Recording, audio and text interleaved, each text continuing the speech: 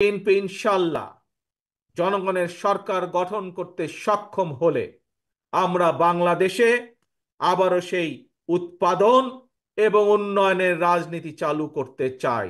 আমরা 17 বছর আন্দোলনের মাধ্যমে আমাদের গণতান্ত্রিক যে অধিকার সেটির একটি অংশ অর্জন করতে সক্ষম হয়েছি স্বৈরাচারকে বিদায় করার মাধ্যমে। পরবর্তী অংশ কি?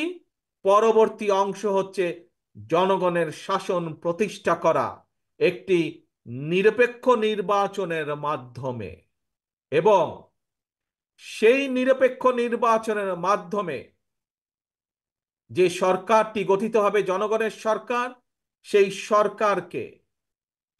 সরকারকে উদ্যোগ গ্রহণ করতে হবে পরবর্তী পদক্ষেপের জন্য। এবং সেই পরবর্তী পদক্ষেপটি কি?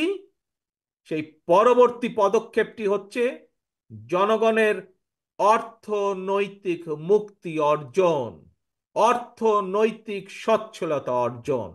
প্রিয় ভাই বোনেরা, বাংলাদেশের শতকরা ৮০% মানুষ বসবাস করে গ্রাম অঞ্চলে।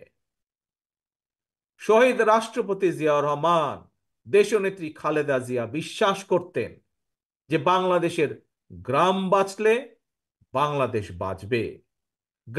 বাংলাদেশের গ্রামের মানুষ, সেটি গ্রাম হোক, ইউনিয়ন পর্যায়ে হোক, উপজেলা পর্যায়ে হোক, অর্থাৎ গ্রামের মানুষ যদি সচ্ছল হয় তাহলেই বাংলাদেশ সামনে এগিয়ে যেতে সক্ষম। এবং সেজন্যই শহীদ রাষ্ট্রপতি জিয়াউর রহমান, দেশনেত্রী খালেদা জিয়ার রাজনীতির অন্যতম মূল লক্ষ্য ছিল উন্নয়ন এবং উৎপাদনের রাজনীতি। প্রিয় ভাই বোনেরা, আপনাদের সামনে আজকে আমি একটি কথা তুলে ধরতে চাই।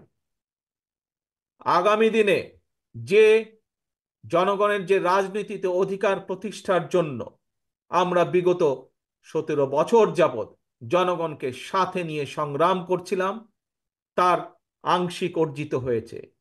আগামী দিনে জনগণের সহযোগিতায় বিএনপি ইনশাল্লাহ জনগণের সরকার গঠন করতে সক্ষম হলে আমরা বাংলাদেশে আবারও সেই উৎপাদন এবং উন্নয়নের রাজনীতি চালু করতে চাই।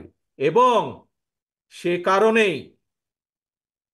কারণেই আজকে ৮,০০০ কিলোমিটার দূরে থাকলেও আপনাদের থেকে আমার মন পড়ে আছে বাংলাদেশে, বাংলাদেশের মাটিতে।